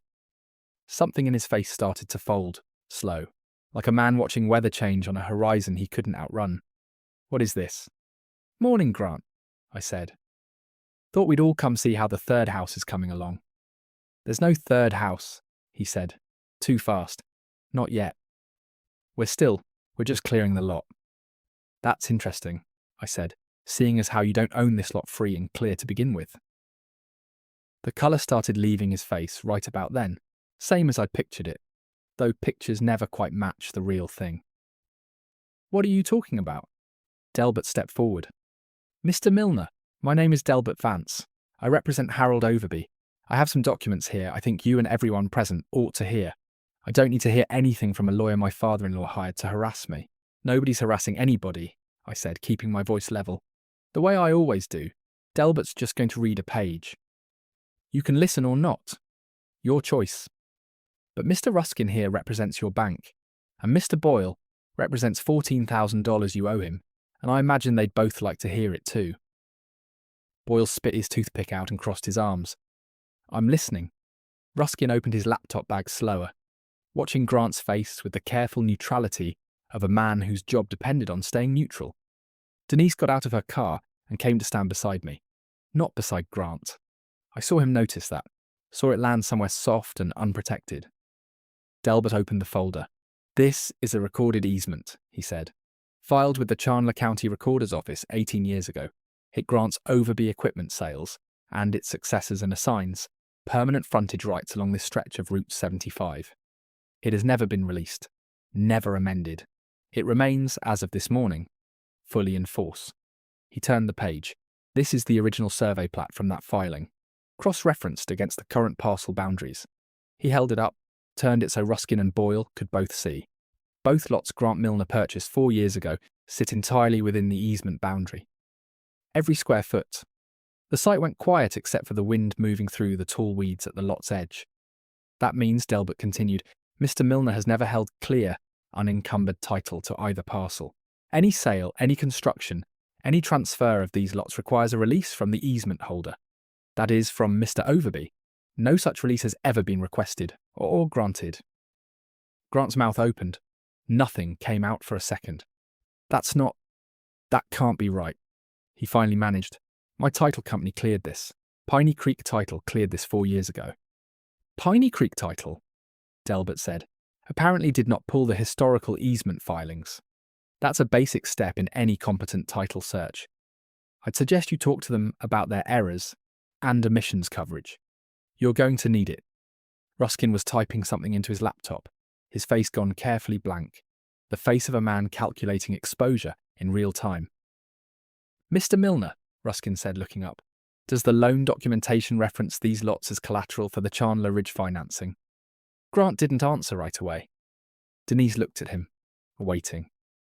The same way I imagined Jean once waited, for answers that never came fast enough from men who didn't have good ones. "I may have listed them," Grant said finally, quiet now, "as an asset. On the application, as evidence of financial capacity." "You listed encumbered land you didn't fully own," Ruskin said, "as an asset securing a $480,000 construction loan. I didn't know it was encumbered." "That's not really the bank's problem, Mr. Milner. That's yours." Ruskin closed his laptop.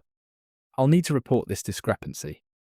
There will likely be a hold placed on your remaining draw schedule pending a full review." "How much of a hold?" Ruskin didn't look happy delivering it. "Your remaining draws total $42,000. All of it. Until this clears." Boyle laughed, short and without humour. And what about my 14,000? You told me those lots were clean collateral. Milner told me that to my face, sitting in my own office. Curtis, I can explain. You can explain all you want. Explaining don't pay interest. Boyle looked at Delbert. You said this easement's recorded 18 years back? 18 years, yes. Then he lied to me, knowing or not knowing, and either way I'm calling the note. 30 days, full balance, or I file. Grant's face had gone the colour of drywall dust. Exactly the colour I'd pictured weeks earlier, standing in this very spot, sight unseen. Harold, he said, and his voice cracked a little on my name. You did this.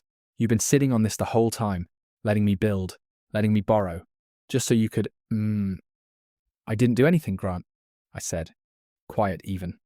I didn't move a fence post. I didn't file a false document. I didn't ask your bank a single question they didn't already have the right to ask. I found paperwork my own wife kept. It's been sitting in a county office for 18 years, in plain public record. Anybody could have checked. You could have told me, before I built anything, before I signed the loan. You could have asked me, I said. Instead, you told 30 people at your own barbecue that my truck belonged in a scrapyard. You called me confused to my own daughter's face and tried to get her to sign guardianship papers behind my back.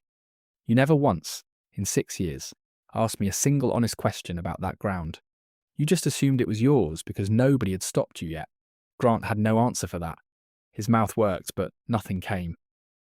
I don't rev an engine to prove it runs, I told him. I just listen.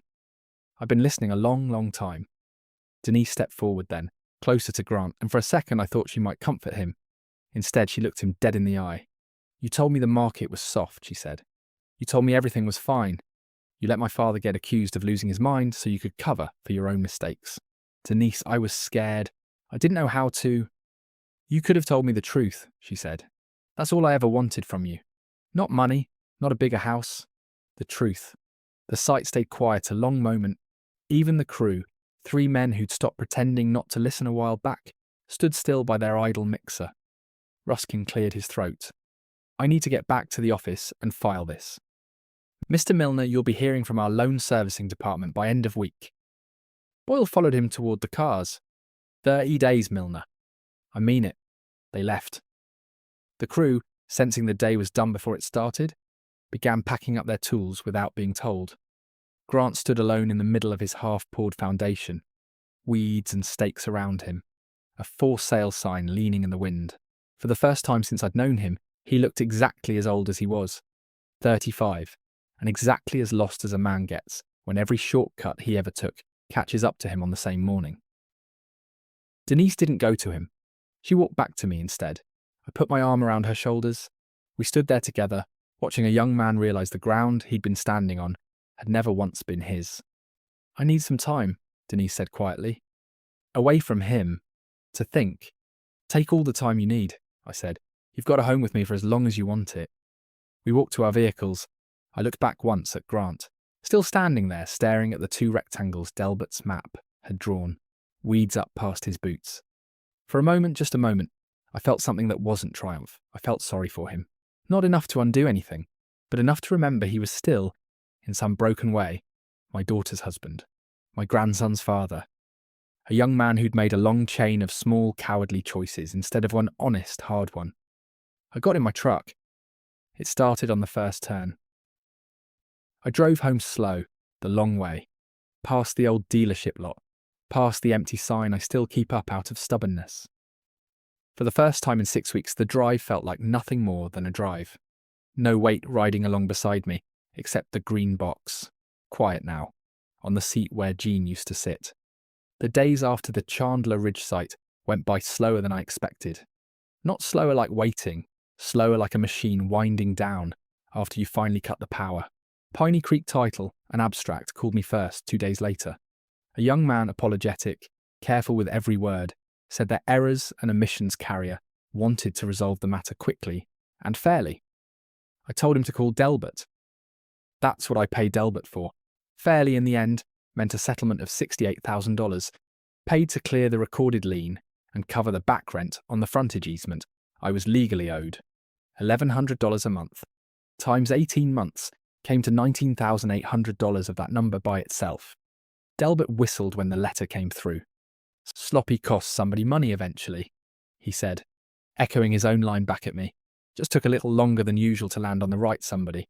Ruskin's bank finished its review inside 3 weeks. The $42,000 hold on Grant's draw schedule never lifted.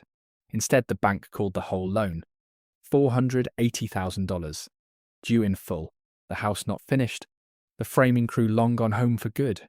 Grant tried to sell the Chandler Ridge house, half-built. Nobody wants a half-built house with a cloud on the land next to it. It sat on the market 2 months before a builder from Topeka bought the lot and the unfinished frame for $210,000. Less than half of what Grant owed. The rest followed him like a debt follows a man who never learned that Ground remembers who filed the paper on it. Curtis Boyle got his $14,000 plus interest out of the sale before anybody else touched a dime. He called me once after just to say his piece. You didn't have to let me collect first, he said. Could have made me wait behind the bank. Wasn't my money to hold hostage, I told him. I only ever wanted what was mine. Never wanted to be the reason somebody else went unpaid. That's a rare way to run a grudge, Overby. Wasn't a grudge, I said. Never was. Just paperwork, finally read out loud. Grant moved into a rental on the east side of town. Small place, 2 bedrooms, the kind of house he used to frame for other men, and never imagined living in himself. He kept his framing crew's tools. That was about all he kept. The 2 Route 75 lots sold at auction 11 weeks after the meeting on his own construction site. Sold for a hair over the appraised value once the easement issue cleared. Foster Pratt's number turned out honest. The market for that frontage really was hot, same as I told him at that Sunday table when his fork stopped halfway to his mouth. The proceeds went first to Boyle, then to the bank's judgment, then to the back rent I was owed. What was left for Grant came to under $6,000 on land he'd sunk almost $200,000 into over 4 years. A man who once joked about scrapping a truck worth more in memory than money learned, the hard way, what worthless actually looks like on paper. I never called him confused, I never called him anything. I let the ledger say it instead, the way Jean always said a column of honest numbers could shame a man faster than any sermon. Denise moved into my house 8 days after the site meeting. Micah's room, the one Jean and I built onto the back of the house the year our grandson was born, was still standing empty and ready. The way rooms are when you build them with hope instead of need. She didn't ask permission. I didn't wait for her to ask. Some doors in a family don't need knocking. She was quiet those first weeks, the kind of quiet that isn't sulking. Just a person doing arithmetic on 6 years of a life they thought they understood. I let her be quiet. I've learned that the worst thing you can do for somebody doing that kind of arithmetic is rush the answer for them. One evening, maybe 3 weeks in, she found me in the shed with the green box, going through it one more time, mostly out of habit now, the way you check a lock you already know is locked. Can I see it? She asked. Mom's notebook. I handed it to her without a word. She sat on the bucket, the same bucket, and read it slow. The way you read something you are afraid will hurt and turns out to hurt exactly as much as you feared. She knew, Denise said when she got to the last page. 15 years and she never told either of us. She wasn't keeping a secret to hurt you, I said. She was keeping a watch, waiting on proof, same as I've been doing since the barbecue. A suspicion isn't a fact. Your mother never wanted to hand either of us a suspicion and call it the truth. I wish she had told me anyway. So do I some nights, I admitted. But I understand why she didn't. She loved you enough to let you find your own way to a man, even when her gut told her he'd disappoint you eventually. That's a harder kind of love than the kind that just says, I told you so, the first chance it gets. Denise closed the notebook careful, the way I taught myself to close it. I'm not going back to him, Dad. Not after the doctor thing. Not after all of it. Nobody's asking you to. I know, I just needed to say it out loud in this shed, where she used to keep everything that mattered. We sat there a while, the swallow long since flown its nest. The shed quiet except for the tin roof ticking as the evening cooled it. There's one more thing, I said finally. Something I've been sitting on. I reached into the green box and pulled out a folded document, newer than the rest, crisp. Delbert's typing on the header. When I restructured the trust 2 years ago, I said, after the first time your mother's diagnosis had me thinking hard about what happens to all this when I'm gone, I set aside $22,000 for Micah, college fund in his name, untouched by anything that happens to his parents' marriage. Your mother wanted that money protected no matter what else came apart around it. Denise's eyes went wet. You never told me that either. Some things you don't announce, I said. You just make sure they're true and let the truth do its own explaining when the day comes. She hugged me then, the way she used to as a girl. Arms tight around my neck, face pressed into my shoulder, the way it fit when she was 7 and scared of thunder. I held her the same way I always had, steady, unhurried. A man who'd learned a long time ago that the best thing he could offer his daughter was a place that didn't shake. 3 months after the site meeting, Grant called me. Not Denise. Me. I almost didn't answer. Then I thought about what Jean's letter said, about scared men reaching for whatever's closest, and I picked up. Harold, he said. His voice sounded different. Smaller, maybe. Or maybe just honest for the first time since I'd known him. I don't expect you to want to talk to me. I'm listening, I said. That's usually all I do. I wanted to say I was wrong. About the truck. About all of it. I was scared of losing the house, and I turned that fear into meanness.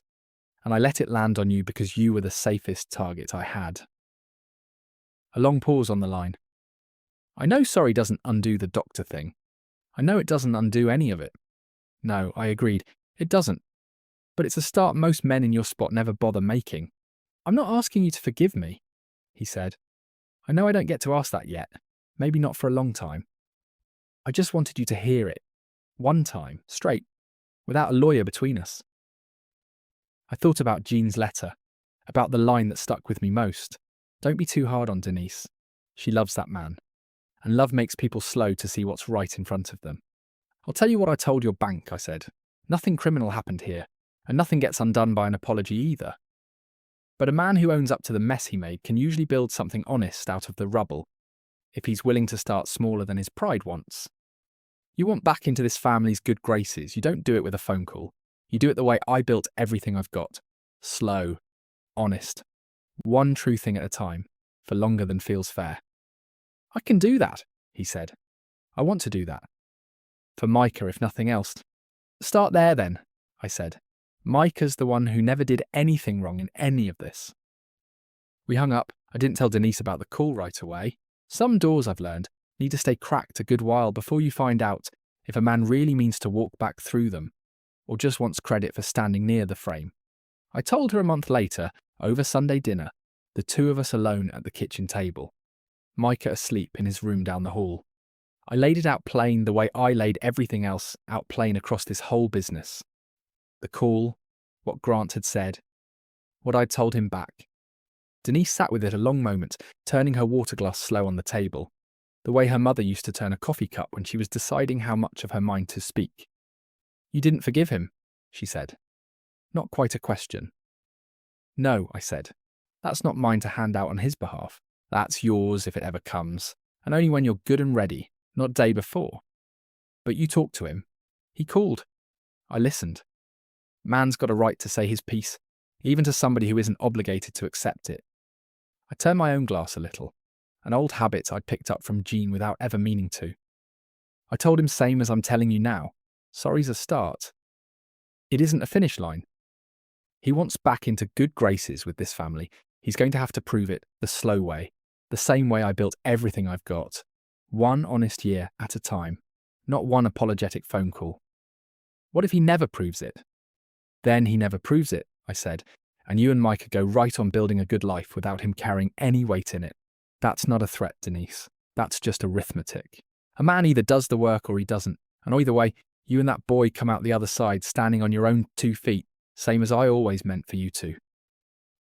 She was quiet a long while. Outside, the truck sat parked under the yard light, same as every night. I keep thinking about what Grandpa Milner did, she said finally, meaning Grant's father, though he'd been dead 11 years by then, a man I'd only met a handful of times at holiday tables. Sharon told me once, years ago, that he lost 2 houses reaching for a third he couldn't afford. I never thought to ask if that was where Grant learned to want things faster than he could pay for them. Might be, I said. Might just be his own nature too. Man doesn't get to blame his father forever for the choices he makes with his own 2 hands, once he's grown. No, she agreed, he doesn't. But it helps some understanding where a habit comes from, I said. Doesn't excuse it. Just makes it a little less personal. Some nights when you're deciding how much of your own heart you're willing to keep guarding against it. She reached across the table and took my hand, the way I'd taken hers so many times across that same water ring. "I'm glad you're the one who raised me," she said. "I don't think I say that enough." "You say it plenty," I told her. "Mostly just by being the kind of woman your mother would recognise. That's thanks enough for any father." 6 months after the barbecue, Grant was still in the small rental, still framing houses for other builders. Slower now, more careful. The kind of careful a man gets only after the Fastway has cost him everything he thought it would save. He'd started sending Micah's school a small check every month toward extracurriculars. Quiet, no announcement. The same way I'd quietly paid a roof repair for him and Denise years back that he never knew came from me. I only found out about the checks because Ms. Ardith mentioned it. Grateful at the next Grandparents' Day. Denise let him see Micah twice a month. Supervised at first, then not.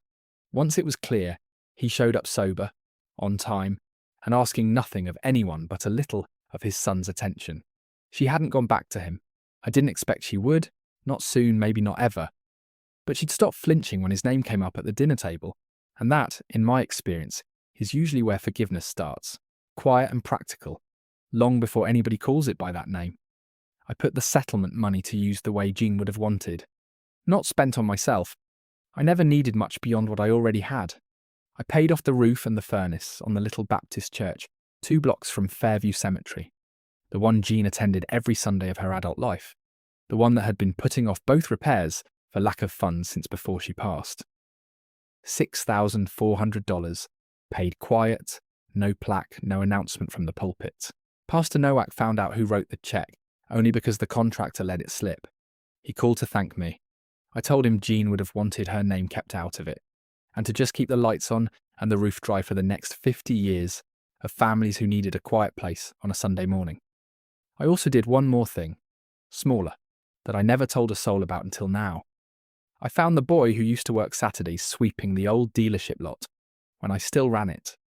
Grown now, struggling with a used truck of his own that needed an engine he couldn't afford. I paid the $2,800 for the rebuild, anonymous, through the shop that did the work. Same way somebody once helped me find my first loader on credit, nobody else would extend a 32-year-old with nothing but calloused hands and a hand-painted sign. Ground doesn't forget who plants something on it kindly. Neither, in my experience, does a person. One Sunday that fall, I drove up to Fairview alone, before anybody else was awake, the way I like it best. The maple over Jean's stone had turned full gold by then, the way it does every October, the light coming through it exactly the way she always said she loved.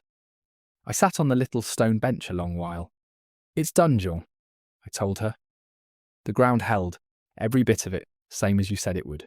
I told her about Sharon Milner's coffee going cold at my kitchen table, about Wendell Cass's grey face over his own legal pad, about the $68,000 and where most of it went, and how a boy who used to sweep our old lot for Saturday money now had an engine under his truck that would carry him another 100,000 miles, same as somebody once carried me. "Micah read your ledger out loud on the porch step," I said. Sounded out half the words wrong, and didn't care. Sounded exactly like you used to, reading me the week's invoices before either of us could afford proper glasses. The wind moved through the maple, dry leaves ticking against each other, the sound she always called the tree clearing its throat before it told you something. "Denise is going to be all right," I told her. "Took her a while to get there. She's got your backbone under all that quiet, same as she always did. Just needed the right morning to find it." I sat a while longer, not saying anything else, just letting the morning be quiet around me, the way our whole marriage had mostly been quiet. 2 people who didn't need every silence filled to know exactly what the other one meant by it. "I kept the ground," I said finally, standing to go. "Same as you asked." "Kept the truck too. Let go of the rest, best I could." I drove home slow that morning. The long way, same road I always take. Past the old dealership sign I still keep up out of stubbornness. Past the frontage strip on Route 75. Weeds cut back now. A new small sign staked at the edge that just reads, "Overby Family Trust." Plain black letters, nothing fancy, nothing that needed to be. The truck itself, the 88 step side, still starts on the first turn, every single morning. The one Grant wanted put out of its misery. The one insured for $800, worth more to me than any number Foster Pratt could write on a clean-typed page. I still drive it to church on Sunday.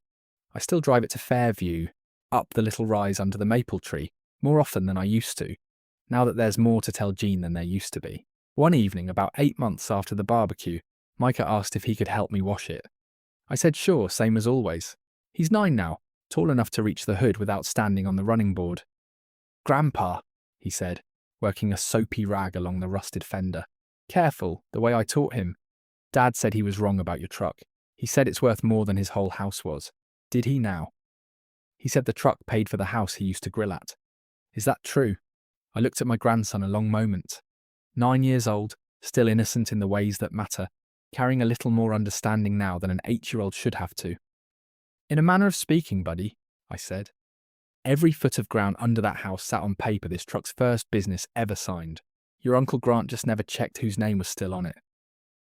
"That's kind of amazing," Micah said, working the rag in slow circles. "Everybody thought the truck was junk. Turns out the truck was the whole reason anybody could build anything out there at all." I almost laughed, the way you laugh when a child says something truer than he knows.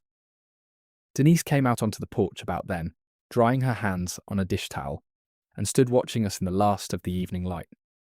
Behind her, on the porch step, sat the green filing box, worn soft at the corners now. No longer just John's box, no longer just a case file either. Somewhere along the way, it had become the family's whole history, kept in one place, the way Jean always meant it to be. "Grandma kept a book about all this," Micah said, climbing down off the running board. "Can I read some of it?" "Mom said I'm old enough now." I looked at Denise. She nodded, soft, like she'd already made her peace with the question before he'd even asked it. I lifted the lid of the green box and found Jean's old ledger, the one with the leases and the invoices, and 31 years of her patient handwriting. And I handed it to my grandson. He sat down on the porch step in the last gold light of the evening and started reading her entries out loud, slow, sounding out the harder words, laughing at the grocery lists tangled in among the lease numbers, same as she always used to laugh, telling me about it. I stood at the truck a while longer, rag in hand, running it one more time along the fender, the rust rough and familiar under my palm. "We're all right, Jean," I said, quiet, just for her. "Ground held, same as you said it would." Behind me, my grandson's voice carried across the yard, reading his grandmother's careful words to the porch, and the dusk and whoever else might be listening. And for the first time in a long while, that sounded exactly like enough. I never raised my voice through any of it, never needed to. My daddy was right, all those years ago, standing in a barn with 3 used tractors and a sign that said more than it was. "The man who yells is telling you where his weak spot is. The man who's quite already found yours." I found Grant's the day he called my truck an embarrassment in front of 30 people, and I never once had to raise my voice to make him feel the weight of it. I just listened. I let the ground do the talking, and in the end, the ground never lies to the man who never let go of the paper.